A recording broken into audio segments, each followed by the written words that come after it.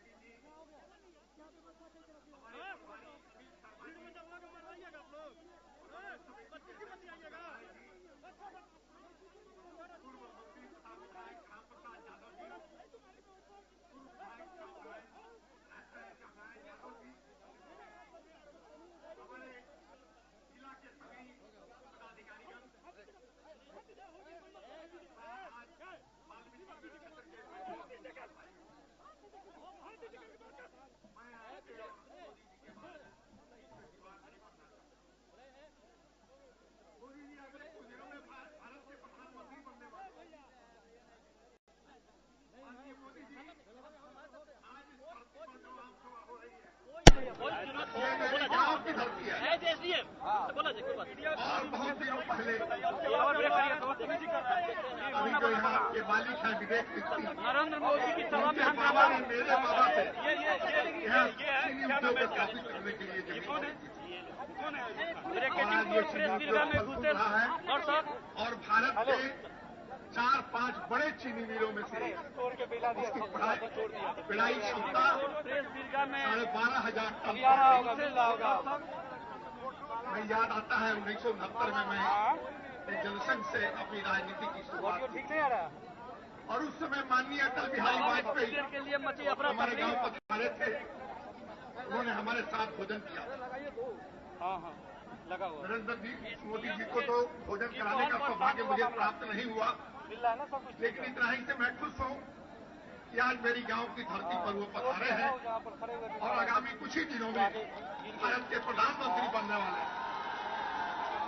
मैं आज इस धरती पर उनका हार्दिक स्वागत करता हूं आप सब लोगों की तरफ से और आशा करता हूं कि मोदी जी के नेतृत्व में भारत वर्ष एक नई ऊंचाइयों को प्राप्त करेगा।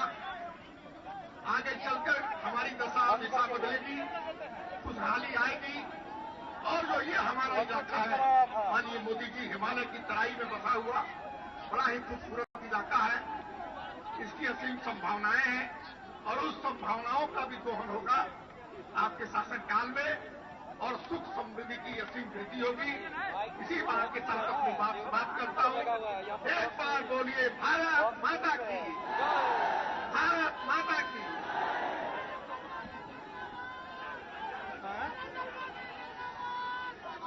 मैं इस वाल्मीकि क्षेत्र के लोकसभा के प्रत्याशी श्री सतीश चंद्र दुबे जी को आमंत्रित करूंगा तो आए और आपका आशीर्वाद प्राप्त करें।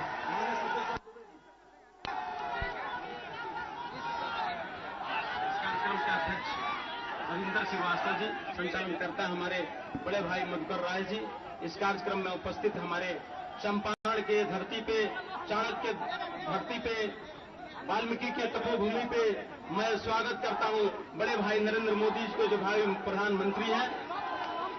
और इस कार्यक्रम में उपस्थित आदरणीय चाचा जी, चंद्रमोहन राय जी, भागीरथी देवी जी, रामप्रसाद यादव जी, तमाम कार्यकर्ता उपस्थित मंच पे आम जनता कार्यकर्तागण, इस कार्यक्रम में उपस्थित दूर दूर से आए हमारे भारतीय जनता पार्टी के कार्यकर्ता भाइयों बहनों, नौजवान साथियों, आप लोगों से आग्रह है कि भारतीय जनता पार्टी की सरकार बनती है, भाई नरेंद्र मोदी जी प्रधानमंत्री बनते हैं, तो मैं आदिवासी समाज के लिए जो थारू उरांव और बंगाली समाज के लोगों के लिए संपूर्ण वाल्मीकि नगर आम जनता वृंदावन के लिए मैं संपूर्ण विकास करने का वचन देता हूं। मैं आप लोगों की समस्याओं को मजबूती से रख के और पूर्णतः वाल्मीकि नगर लोकसभा को नई मजबूती से विकसित लोकसभा के रूप में पेश करूंगा 5 साल के अंदर। इसी शब्दों के साथ आप लोग का आशीर्वाद प्रेम समय प्राप्त करना चाहता हूं।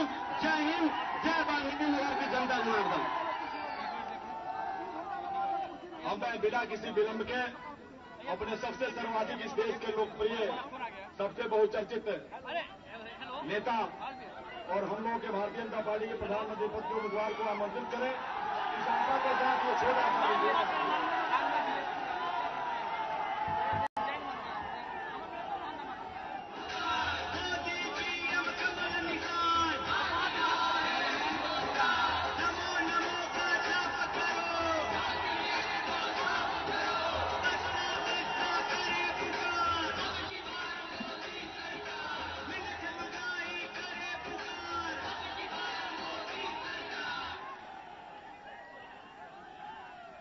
भारत माता की,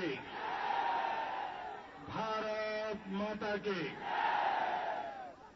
मंच पर विराजमान हमारे वरिष्ठ नेता श्री चंद्रमोहन राय जी, यहां के विधायक भागीरथ देवी जी, विधायक सुविधा पांडे जी, श्री रविंद्र जी, और इस चुनाव में लोकसभा के हमारे उम्मीदवार, हमारे नौजवान साथी भाई जी सतीश चंद्र दुबे जी और विशाल संख्या में पधारे हुए भारत के भाग्य विधाता मेरे भाइयों और बहनों,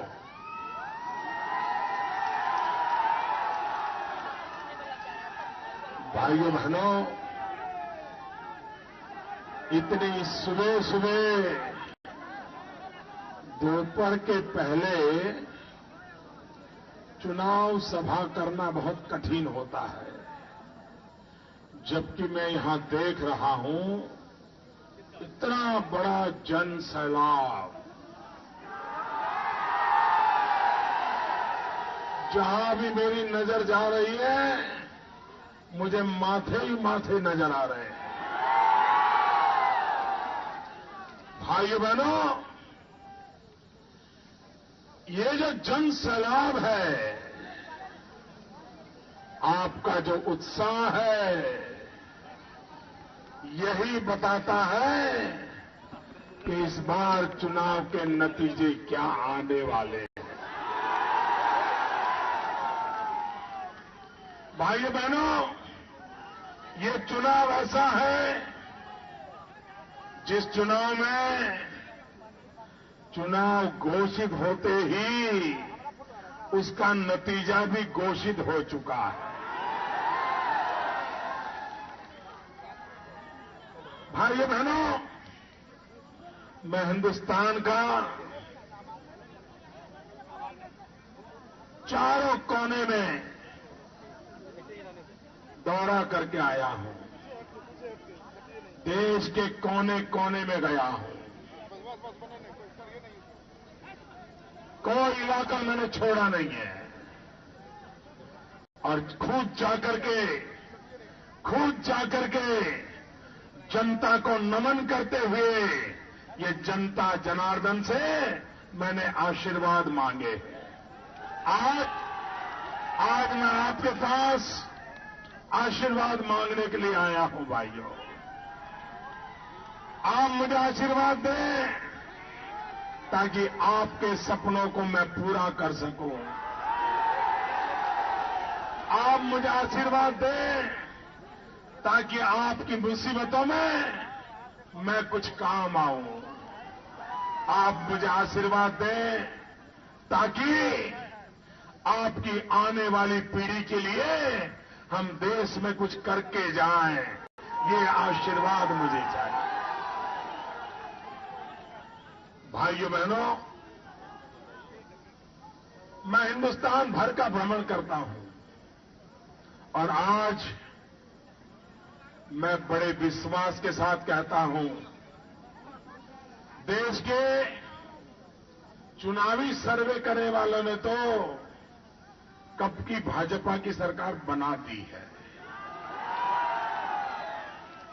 टीवी पर डिबेट करने वालों भी अब तो भाजपा की सरकार होने वाली है, ये बना दिया है।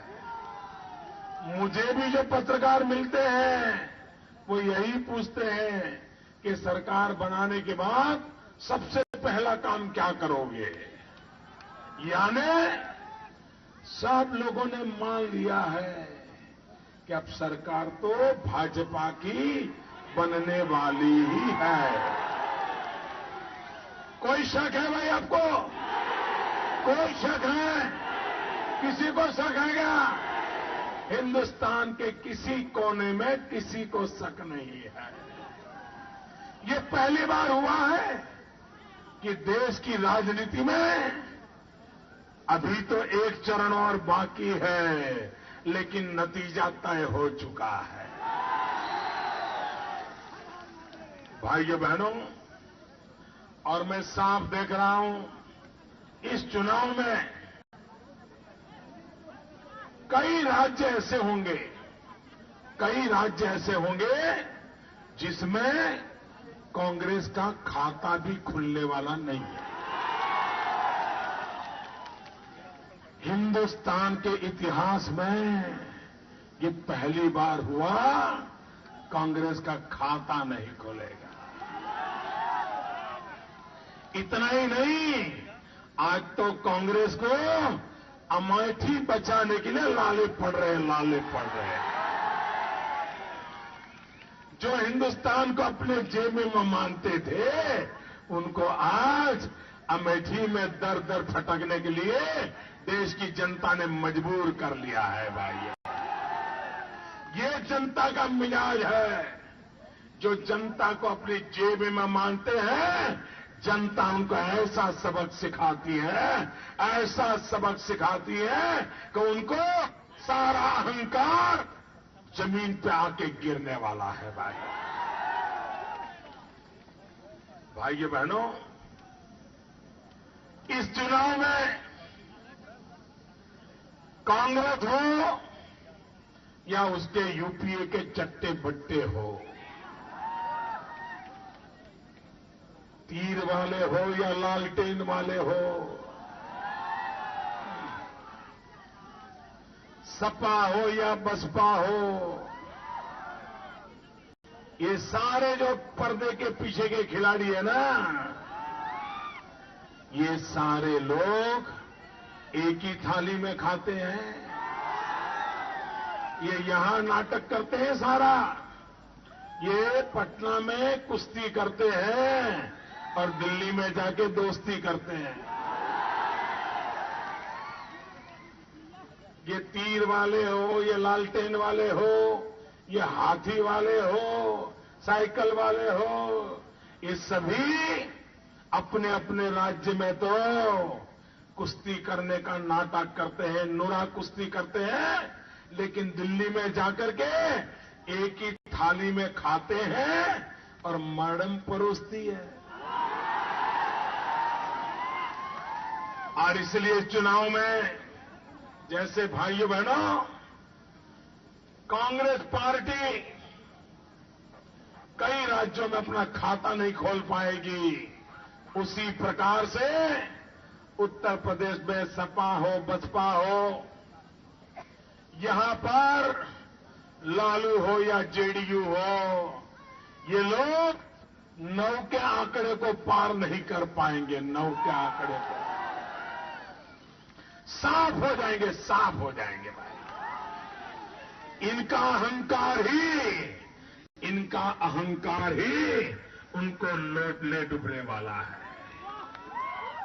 भाइयों बहनों, इनका दोगलापन इनको बर्बाद करके रखने वाला है। ये मानते हैं कि देश की जनता कुछ समझती नहीं है। अरे आप लोगों को समझ नहीं आ रहा है, ये जनता है, सब कुछ जानती है। भाइयों बहनों, हमारे इस इलाके में आदिवासी भाइयों की संख्या बड़ी है कि नहीं है? बहुत बड़ी मात्रा में मेरे आदिवासी भाई बहन यहां रहते हैं कि नहीं रहते हैं? जरा बताओ ना, रहते हैं कि नहीं रहते हैं? यहां मेरे बंगाली भाई बहुत बड़ी मात्रा में रहते हैं कि नहीं रहते हैं? रहते हैं कि नहीं रहते हैं? मुझे बताइए, कांग्रेस के किसी नेता ने, यूपीए के किसी नेता ने, लालू जी ने, तीर वालों ने, किसी ने सारे चुनाव सभाओं में आदिवासियों की भलाई के लिए एक शब्द भी बोला है क्या? अरे जवाब दो, बोला है? उनको आपकी परवाह है? उनको आपकी पीड़ा है? उनको आपकी चिंता है? भाई इनको परवाह ही नहीं है।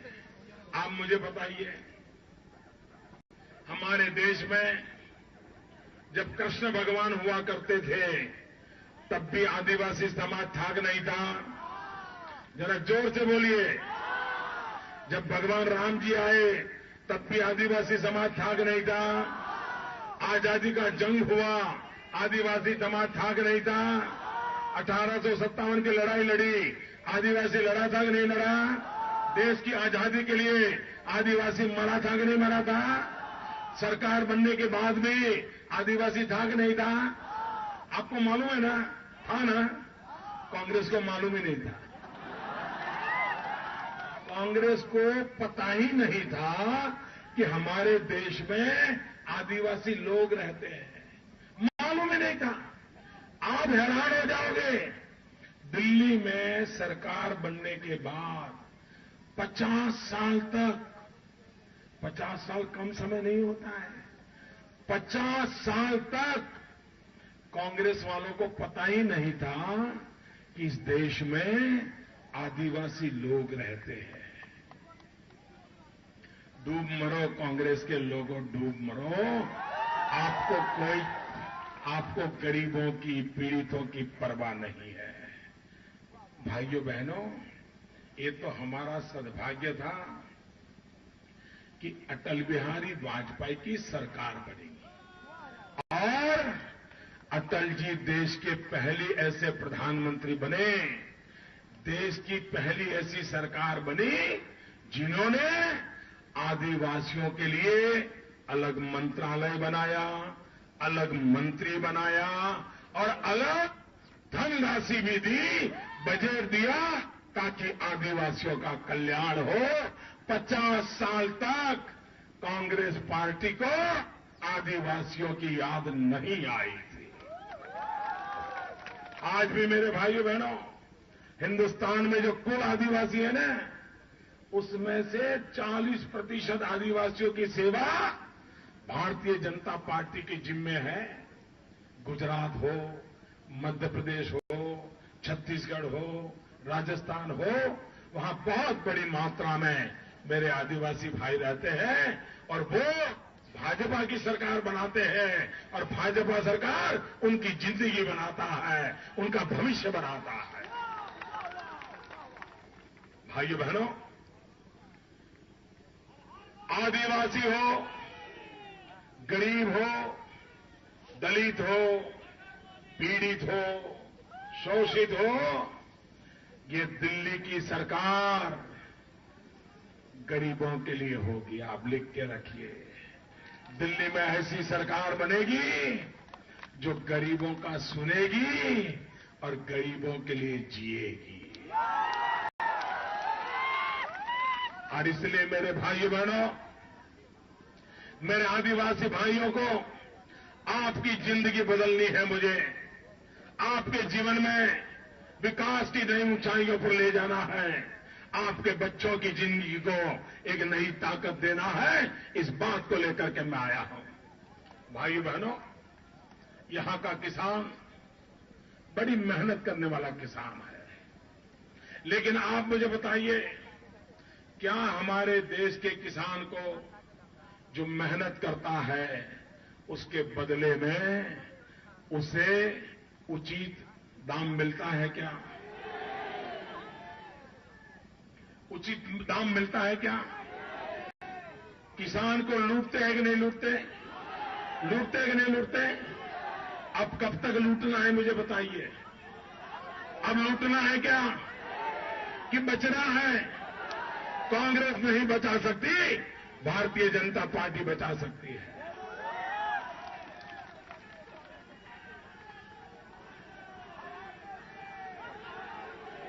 मैं बताता हूं हम कैसे बचाएंगे, मैं आपको बताता हूं। ऐसा नहीं, हम गोल गोल बातें नहीं करते, हम पक्की बात बताते हैं। पक्की बात बताते हैं और किसान के गले उतर जाए इतनी पक्की बताते हैं। देखिए, आज किसान जो पैदावार करता है उसका समर्थन मूल्य तय होता है, मिनिमम सपोर्ट प्राइस, और किसान बेचारा अपने गांव से माल लेकर के बाजार में जाता है और सरकार की तरफ से कोई खरीदने वाला हाजिर ही नहीं होता है। और दूसरा, समर्थन मूल्य तय करने के तरीके नहीं है। एक जिले में एक होगा, दूसरे जिले में दूसरा होगा, एक राज्य में एक होगा, दूसरे राज्य में दूसरा होगा, कहीं 200 रुपया तो कहीं 250 रुपया तो कहीं 300 रुपया। किसान को पता ही नहीं होता है कि मैं माल कहां बेचूं, और सरकारी अफसर हाजिर रहते नहीं। वो बेचारा गांव से माल लेके आता है और सरकारी अफसरों का व्यापारियों से मिली भगत होती है, और इसलिए किसान बेचारा लाख का माल 20,000 में बेच करके वापिस चला जाता है। ये होता है कि नहीं होता है? ये होता है कि नहीं होता है? मैं इसे खत्म करना चाहता हूं भाई।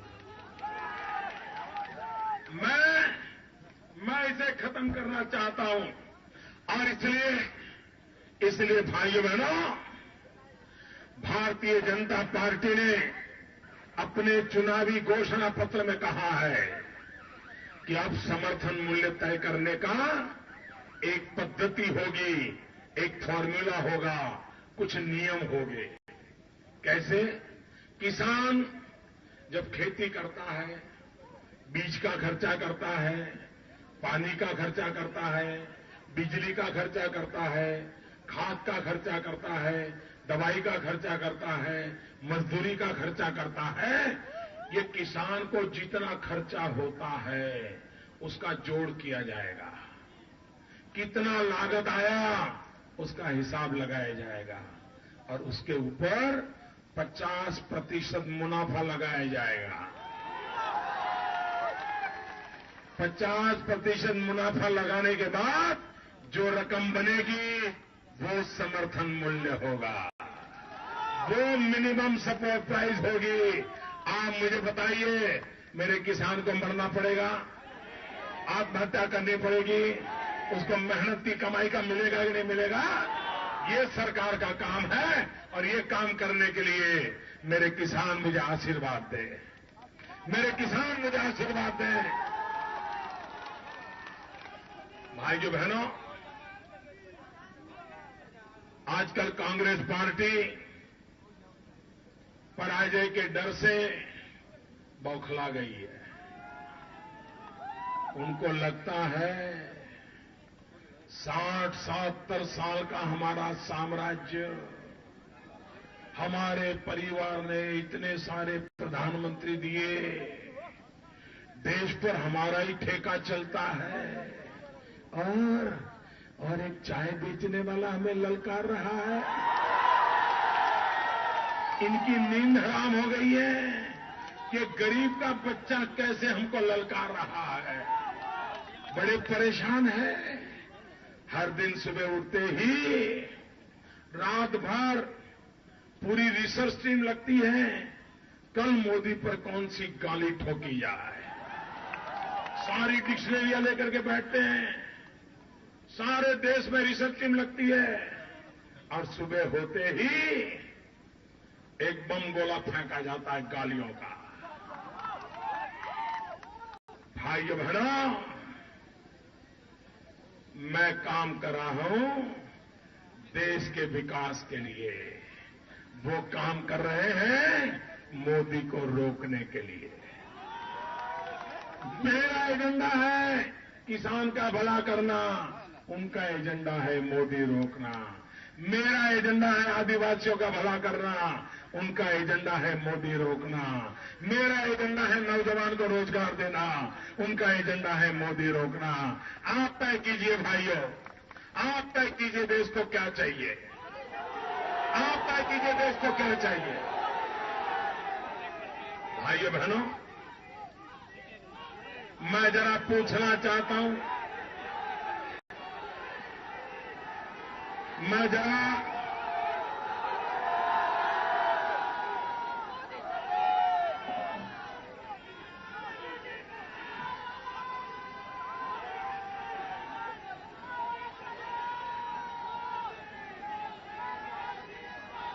भाइयों बहनों, आप मुझे बताइए, आज मैं बड़ी गंभीरता से सवाल उठाना चाहता हूं, नीच राजनीति किसे कहते हैं? नीच राजनीति किसे कहते हैं? भाइयों बहनों,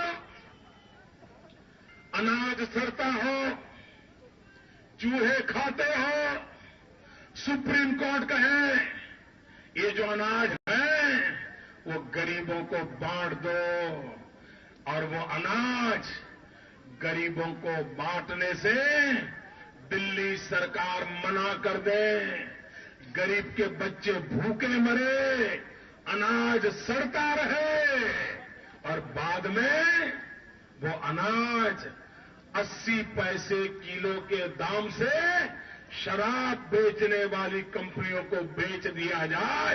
ये नीच राजनीति है कि नहीं है? ये नीच कर्म है कि नहीं है? क्या भाइयों बहनों ऐसी नीच राजनीति को माफ करेंगे? ऐसे नीच कर्म को माफ करेंगे? भाइयों बहनों, हिंदुस्तान जब कॉमनवेल्थ गेम के लिए तैयार था, दुनिया के देशों में हिंदुस्तान की छवि बनाने का अवसर आया था। सीएजी का खेल का काम उठा, सीडब्ल्यूजी कॉमनवेल्थ गेम का मामला था। भाइयों बहनों, टॉयलेट पेपर में से रुपये खा गए, टॉयलेट पेपर में से पायखाना बनाने में से रुपये खा गए, खेल के खिलाड़ियों को पानी तक नहीं दे पाए। ये लूट चलाना, खेल के खिलाड़ियों के पेट से लूट लेना, ये नीच राजनीति है कि नहीं है? ये नीच राजनीति है कि नहीं है? ये नीच कर्म है कि नहीं है?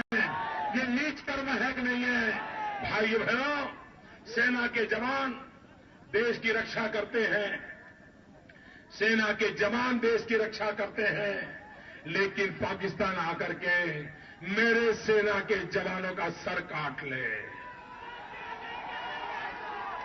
पाकिस्तान आकर के मेरे सेना के जवानों का सर काट ले, और दिल्ली में बैठी हुई सरकार पाकिस्तान के प्रधानमंत्री को चिकन बिरयानी का भोजन कराए। ये नीच राजनीति है कि नहीं? ये नीच राजनीति है कि नहीं है? ये नीच कर्म है कि नहीं है? भाइयों बहनों, कोयला 20,000 मेगावाट बिजली का कारखाना बंद पड़ा है, कोयले की खदानें बंद पड़ी हैं, और उच्च शासन पर बैठे हुए लोगों ने कोयले की चोरी की, कोयले की चोरी की। भाइयों, आप मुझे बताइए, आप अपने घर के बाहर कभी कोयला ताले में रखते हो क्या? मुझे बताइए ना, कोयला ताले में रखते हो क्या? कोयला घर के बाहर पड़ा होता है ना? कोई गरीब भी व्यक्ति कोयले की चोरी करता है क्या? कोई चोर कोयले की चोरी करता है क्या? कोई भिखारी कोयले की चोरी करता है क्या?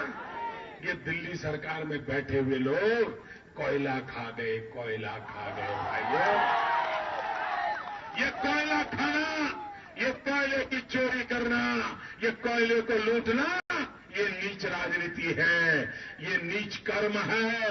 भाइयों बहनों, ये नीच राजनीति, नीच कर्म से देश को मुक्ति दिलाने के लिए भारतीय जनता पार्टी का साथ दीजिए। भाइयों बहनों,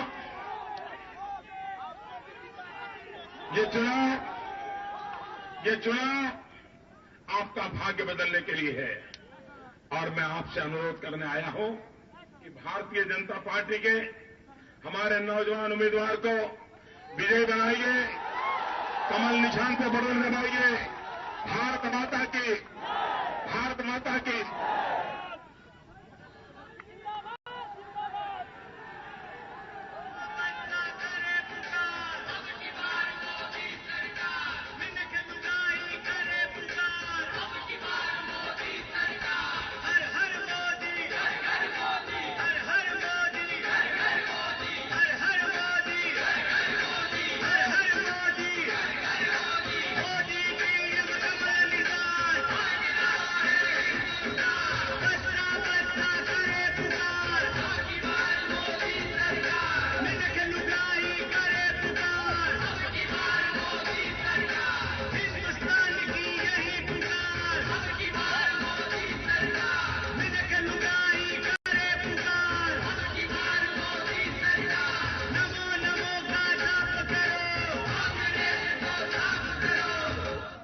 रक्षा के लिए